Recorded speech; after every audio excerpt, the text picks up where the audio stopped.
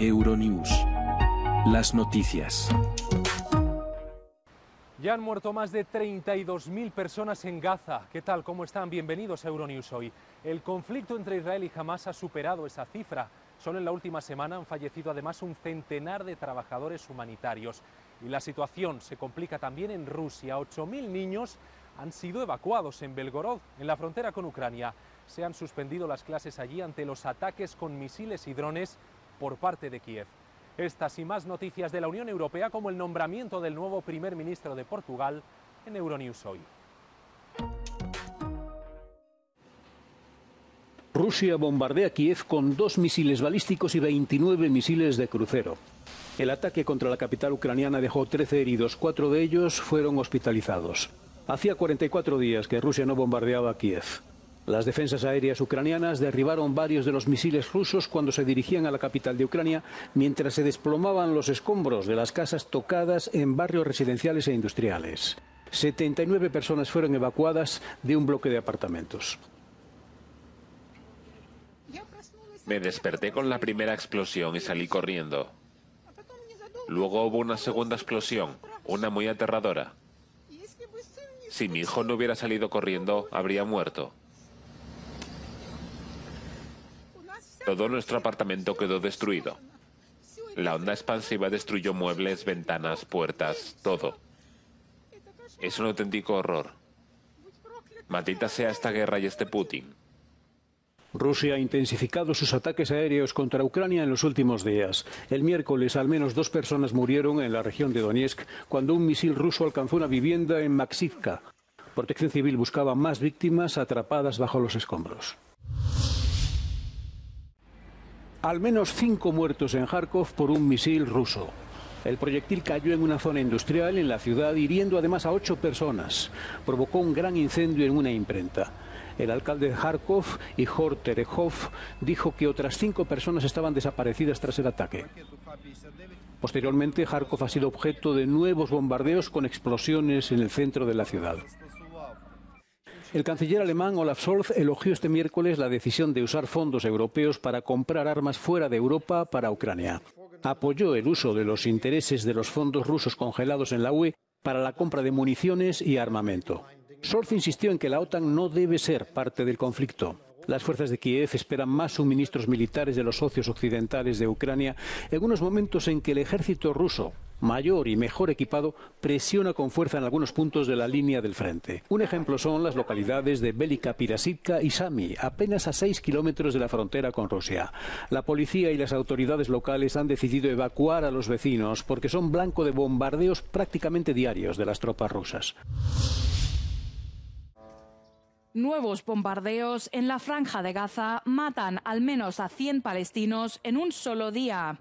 Según la agencia Wafa, la ciudad de Deir al-Bala, en el centro de Gaza, fue atacada desde el aire y desde el mar, causando varios muertos y la destrucción de edificios.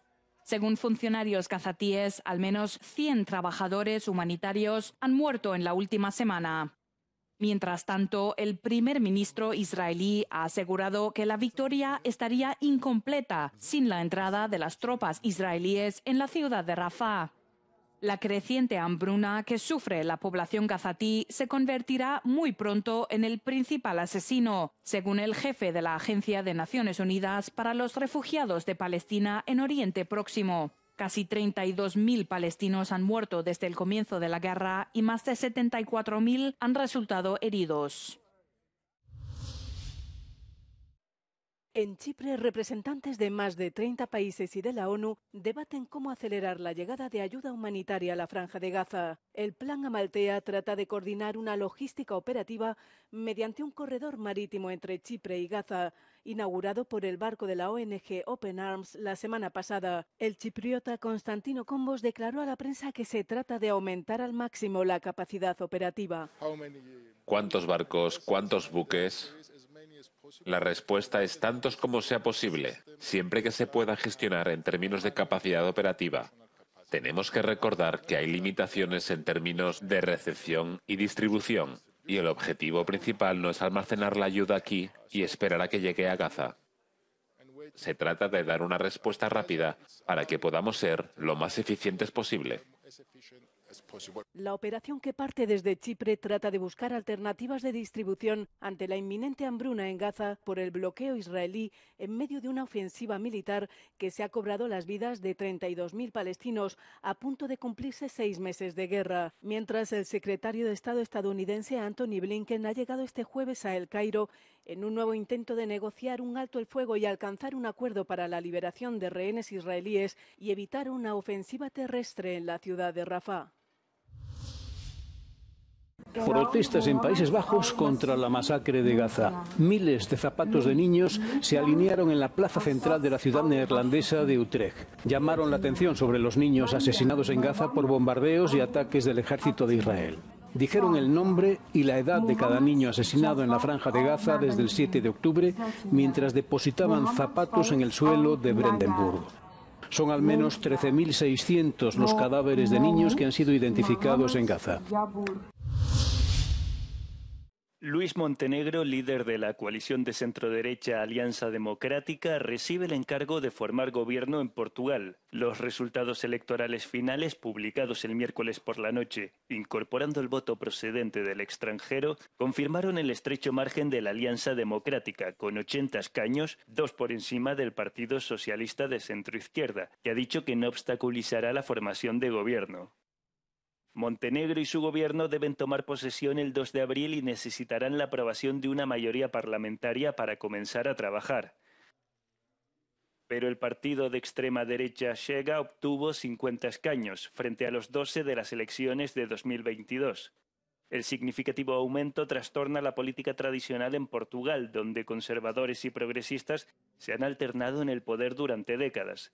El líder de Chega, André Ventura, exige que la coalición de centroderecha dé a su partido voz y voto en el gobierno del país. Decenas de solicitantes de asilo se han visto obligados a dormir en tiendas de campaña fuera de la Oficina de Protección Internacional en Dublín por la falta de alojamiento. Aquí han vivido sin electricidad, sin agua corriente y sin saneamiento, lo que ha creado una crisis humanitaria en las calles de la capital irlandesa. Mientras Euronews intentaba hacer una entrevista con uno de ellos, nos recibió un manifestante enojado con el Estado irlandés. Son inmigrantes ilegales que buscan alojamiento gratuito en Irlanda. ¿Qué pasa con los irlandeses sin hogar? No te importan los irlandeses sin hogar. No os importa el pueblo irlandés. Estáis aquí para figurar. Necesitamos casas para los 14.000 familias irlandesas sin hogar. Uno de los refugiados, Jet, de Jordania, dijo a través de un intérprete que las condiciones eran horribles. La situación era muy mala. No había ningún servicio, no hay baños ni duchas. No se ducharon durante una semana. No saben qué hacer. Llovía sobre las tiendas de campaña y hacía mucho frío. El gobierno ha trasladado a algunos de ellos a alojamientos alternativos. Sin embargo, la forma en que se trata a los refugiados en Irlanda ha enfurecido a los miembros de la oposición en el Parlamento, que acusan al Ejecutivo de crear una guerra cultural. Entre el abandono, las propiedades vacías, los precios excesivos, no construir suficientes viviendas sociales, no tener viviendas asequibles para los jóvenes que están trabajando y quieren comprar una casa, el gobierno ha hecho un lío absoluto y lo está agravando, creando una guerra cultural entre refugiados y los irlandeses sin hogar. No lo acepto. El gobierno dice que está haciendo todo lo posible para alojar a los solicitantes de asilo, pero muchos observadores creen que el trato a los refugiados es una prueba de que los días de una Irlanda abierta están llegando a su fin. Existe una sensación cada vez mayor de que las escenas inhumanas presenciadas aquí en las últimas semanas pueden ser parte de un mensaje del gobierno irlandés, y ese mensaje es: si la gente está pensando en venir a Irlanda y buscar refugio, entonces tal vez deberían considerar ir a otro lugar. Las tasas de natalidad globales disminuyen a un ritmo tal que en 2050 3/4 partes de los países del mundo no tendrán suficientes hijos para mantener a la población de edad avanzada. Son las conclusiones del estudio del Instituto de Medición y Evaluación de la Salud de la Universidad de Washington. Sin embargo, para la demógrafa Melinda Mills de la Universidad de Oxford, la disminución de la población no tiene por qué ser mala. Cuando miro atrás y como demógrafa me pregunto, ¿tenemos que mantener el tamaño de nuestra población? Hay tantos países, todos con diferentes densidades de población, todos con tamaños diferentes, todos tienen necesidades demográficas diferentes. Así que supongo que mi primera pregunta sería, ¿es el descenso de la población un problema? El estudio asegura que la disminución de la fertilidad tendrá consecuencias económicas y sociales de gran alcance porque las poblaciones envejecen en la mayoría de los países. Hay una fuerza laboral cada vez menor en los países más ricos y un porcentaje cada vez mayor de nacidos vivos en las regiones más pobres del mundo. Después de una larga batalla entre la mina de Turów y los ambientalistas, un tribunal polaco ha anulado una decisión que permitía la extracción de carbón en Turów. Sin embargo, el fallo aún no supone un cese inmediato de la minería. La decisión del Tribunal Administrativo de Voivodato no significa que el complejo energético de Turów no podrá seguir suministrando electricidad. La mina de Turów está cumpliendo con sus obligaciones en virtud de la decisión ambiental emitida por el Director General de Protección Ambiental, implementando una serie de inversiones y medidas medioambientales destinadas a reducir el impacto de la mina en el área. Mientras el destino de muchas minas sigue en duda, algunos mineros intentan asegurar su futuro y formarse en otras profesiones como el sector de la energía verde y los parques eólicos. Estoy buscando una alternativa en caso de que mi mina se cierre, para poder tener una transición industrial sin problemas. No es un gran problema porque el trabajo es similar. Aquí, en los molinos de viento, también tenemos que lidiar con máquinas grandes. El peligro es la altura. Los parques eólicos están ganando popularidad en Polonia y en toda Europa, ya que la materia prima barata puede ayudar a garantizar la seguridad energética. Para lograr la independencia energética, necesitamos generar alrededor de 30 gigavatios de energía al año en la Unión Europea.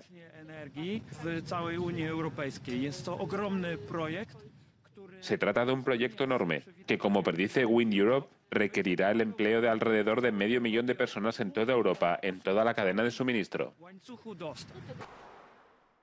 Los expertos destacan que la transición verde es una operación compleja, también en términos políticos.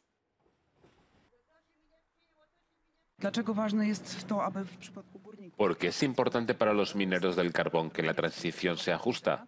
Desde un punto de vista político, como Silesia es una región del país que tiene tendencias autónomas bastante fuertes, es realmente una tarea de gran responsabilidad para el gobierno polaco gestionar este proceso de manera correcta. Los habitantes de Silesia representan más del 12% de la población de Polonia. Por lo tanto, no se trata solo de un enorme recurso humano para la industria, sino también un importante capital político.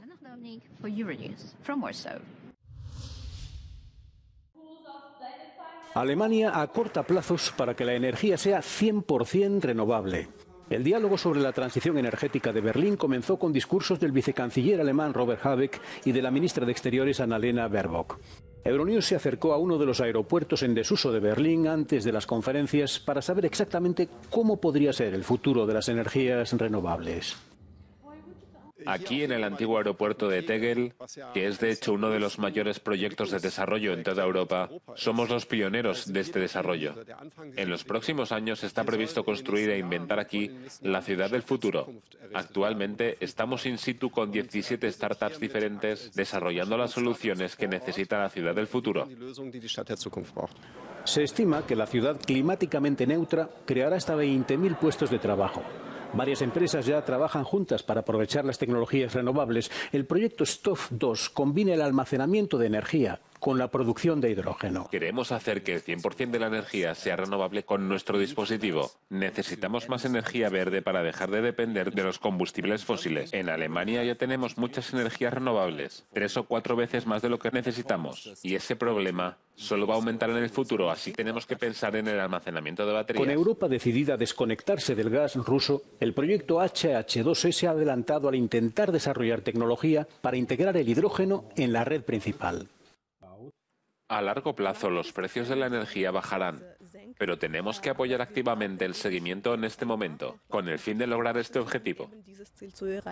El equipo STOF 2 presentará su tecnología en la conferencia sobre energía con la esperanza de que sea el comienzo para hacer que las energías renovables sean más accesibles al mercado. Esta tecnología ya se está implantando en un primer cliente a finales de este año.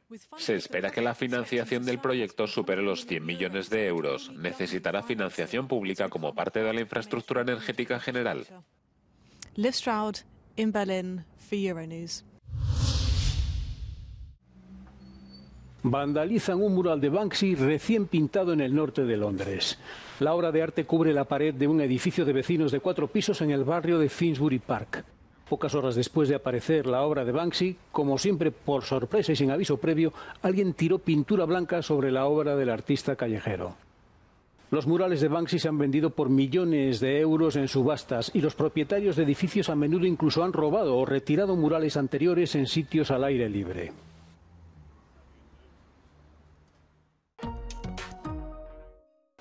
Hasta aquí las noticias del día. Pueden seguir informados en nuestra página web euronews.com y no olviden suscribirse a nuestro canal de YouTube. Hasta mañana.